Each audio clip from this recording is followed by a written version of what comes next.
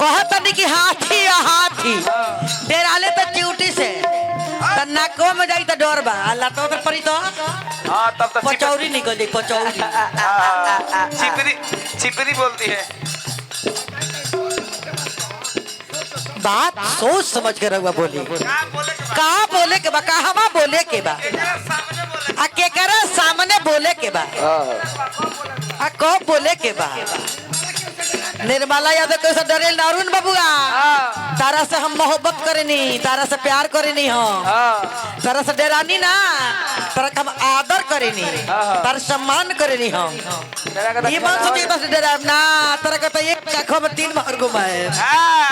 तारा का तो खाली खेलावल जाता अभी जगह मैं कटता बाबू राव ओ कहता रे हां माई आवो आओ लाज के बचावो ई बजावो तनी का कि हम बनी दुख में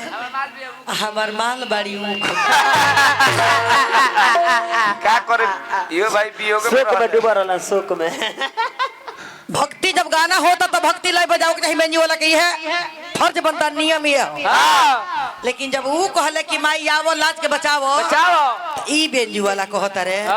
कि हम बनी दुख में हमार माल बाड़ी ऊख में माने ई कुल कहला के गरज कर रहे दुनिया जानता कि एबरा केहू सिंगल नहीं खे कुआर होगा है बिया फाइनल फाइनल हुए चलते हुए एबरा सब लोग ऊख छिलता सब लोग जानता सोम सुर पर ध्यान दी अलबेला बाबू अलबेला बाबू अलबेला बाबू बाबू अलबेला बाबू अलबेला सोम सुर पर थोड़ा ध्यान दे हमरा रउआ गाना बजना के चिंता कम नहीं के जरा कम ढेर गावत नहीं हमरा देहिया करवा चिंता ढेर बा एक मटियोरी जाए बुझाता हमरा बुझाता जे 200 को साल तक कट गइल अगला साल कटी कि ना अगला साल चैतवा में कर विदाई होई चैतवा। अच्छा ये बताइए रउरा इतना तेज मत चिल्लाई अति चिल्लाए काहे ना देही में जान होइए नहीं खे करे जा इनकर गाँव नहीं खाली बा मौसा मौसी का मौसा मौसी भौजी भैया बोटकी आवाज के फेरा में नहीं है बाप रे 50 लाख रुपया चुनाव में सभी तक कमाए हैं ये 1 लाख भी खर्चा नहीं किए भौजी पर आज न पोल खुला है विधायक जी खोले हैं आर बहन के प्रणाम करी हम कलकत्ता को फोन न कर रही कलकत्ता को तो कहे की रे कोথায় আছো तो कहत रहे कि আমি এইখানে আছি আমি खेम खाओ खोजो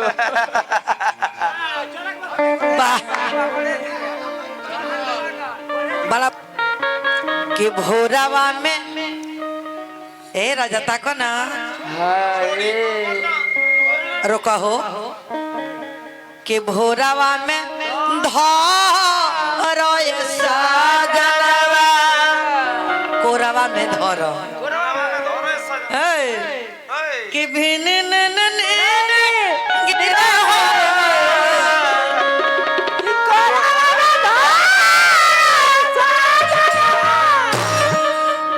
छोड़ के यही लोया में के छोड़ी गवना हरी में हरिया का विचार बा पूछा ना का तारा मौसा का विचार बा कि राजा भइला गुला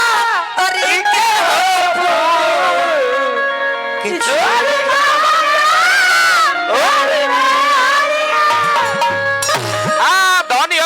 धनी हो मौसा से पूछा मौसा से अरे मौसा तो खत्म बड़े खत्म बड़े देखा खैनी पेरता रे आ जा बबुआ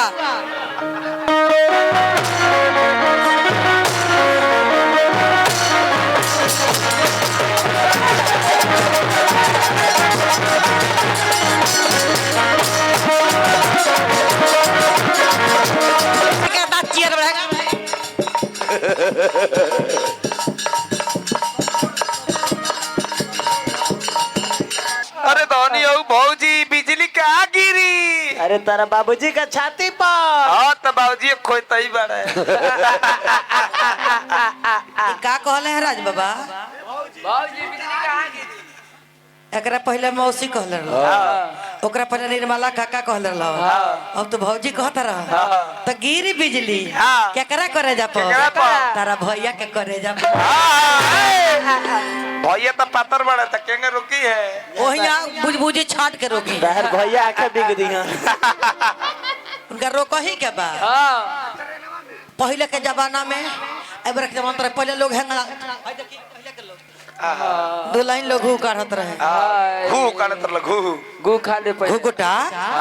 आ ये है बरे के जमाना हाय हाय हाय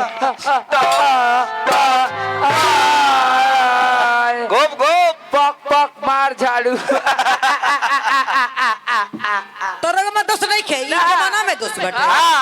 पहले के जमाना में जब काका हर जोते चल जास तो काकी खाना बना लेस चूल्हा पर थाली में भोजन परोस लेस आ भोजन परोस के आ का करस की बाल्टी में पानी ले लेस लोटा धो लेस आ लेके भोजन परोस लेस मुड़ी पे धो के भाव में काकी भाव में बारे कोकिया अनिदा हो काका के धातुना धातुना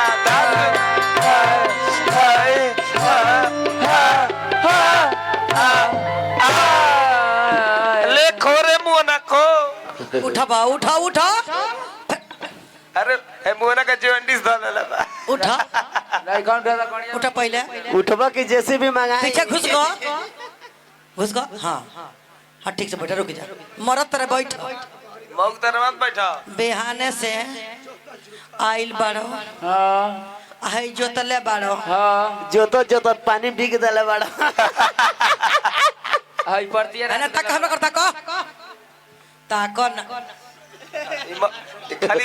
अपने ले करे इहो मौके बड़ा हाय खाइबो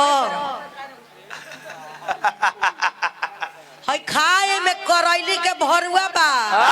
आ भिंडी के अचार बा आ फरौठा बा ई पराठा सबके ना एगो मिलेला बैगन के कलौजी बा हाय पानी हाय पी लो हाँ हाय पानी लो हाय पी लो हाय हां दारू छोड़ दो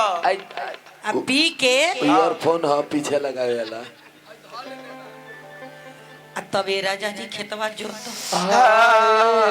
टुकुर टुकुर मौगी ताके ये राजा हमारे छोड़ते तो छोड़लगा कुछ खा लेती है यानी हेकरा के दारू चिनवा दिया पिघले जाता दिन भर हम मीट मछली दारू उतारी हमरा चलेला हम ही एगो है कि जनेऊ ले लेनी तोहरे चलते जब से तू हमरा के छोड़ देलू ठीक से मानत ना रहलू अच्छा देखी दू गोला आज मरद आ मेहरारू के कमेटी बनले बा त काहे खातिर इनका हमारा से मलिकार चिंता नहीं खे ई जब खड़ा होत बारी अरुण बाबू सुमिरन में अच्छा देख के कर देखल जाला के कर मान ली कि तरबूजा एगो ली आई आ एगो चाकू ली आई तरबूजा के चाकू पर मार दी आ चाहे चाकू तरबूजा पर मार दी घटना के कर होखे के कर घटना तो तरबूजे के हो चाहे